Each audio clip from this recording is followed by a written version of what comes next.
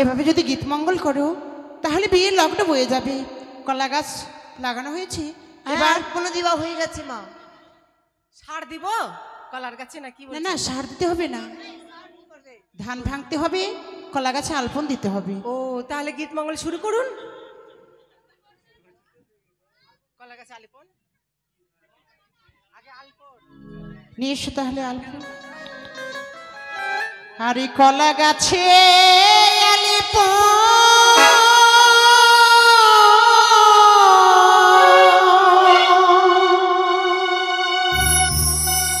ব্রাহ্মণের বাক্যে বালা শুভ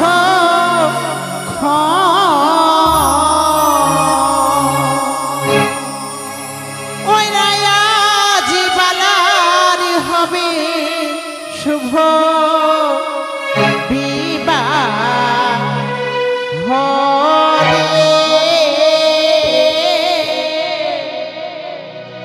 আজি বালার হবে শুভ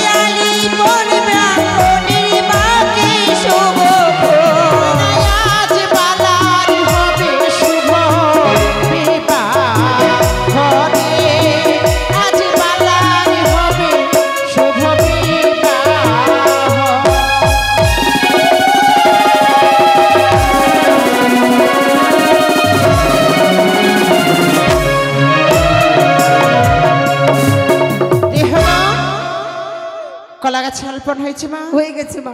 কলার গাছে আলিপন ব্রাহ্মণের বাকি শুভ। কলার গাছে আলিপন ব্রাহ্মণের বাকি শুভ। কলার গাছে আলিপন ব্রাহ্মণের বাকি শুভ। কলার গাছে আলিপন ব্রাহ্মণের বাকি শুভ। আজ বালার ভাবি অতি বাসরে এসো রে গো সবাই মিলে।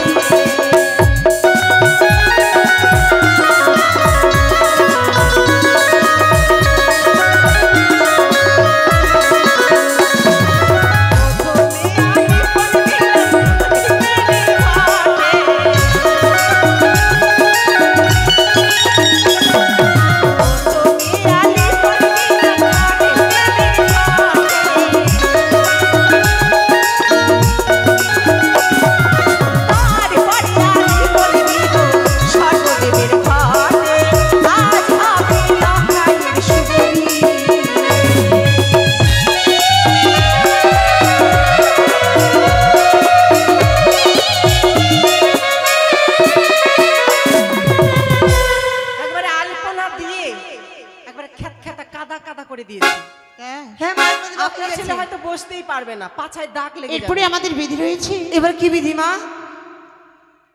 এবার আমাদের ধান ভাঙতে হবে। ধান ভাঙতে হবে, কুলোটা দাও গো। কুলাতে করে ধান নিয়ে এসো। ধানের কুলা 87 সবকিছু একসঙ্গে নিয়ে নাও।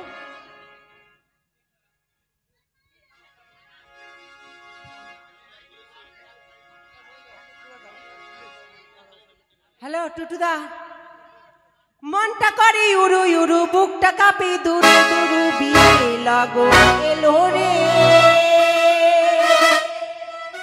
লখাইয়ের বিয়ে লাগো এলো রে।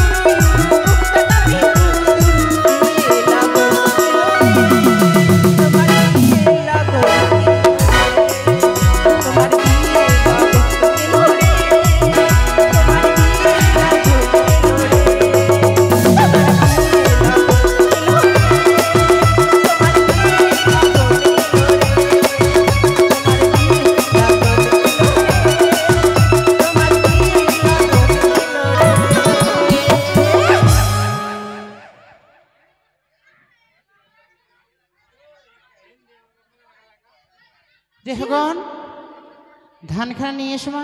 এই তো মা ধান নিয়ে চলে এসেছি মা। কি হয়েছে মা? সর্বপ্রথমে কার বাড়ি মা? আমাদের এই রাজপ্রাসাদে ধান ভাঙতে হবে, এই মিঠু, তারপরে প্রত্যেকের ঘরে ঘরে যেতে হবে। ঠিক আছে মা, তাই নামগুলা জিজ্ঞেস করছি সবাই বাড়ি যাবে এখন ধান ভাঙতে। রানীমা বলছিলাম বিয়ের জিনিসপত্র আমি হাত দিব? কেন দিবে না? আমি পালিয়ে বিয়ে করেছিলাম গো। আচ্ছা আপনার ছেলের বউটা যদি পালিয়ে যায় আবার অন্য ছেলের সঙ্গে? পালাবে না মা? না আমি শুনেছি মানে যারা পালিয়ে বিয়ে করে ওরা নাকি বিয়ের কাজে হাত দিতে হয় না, কেন আমার বিধি হয়নি তো।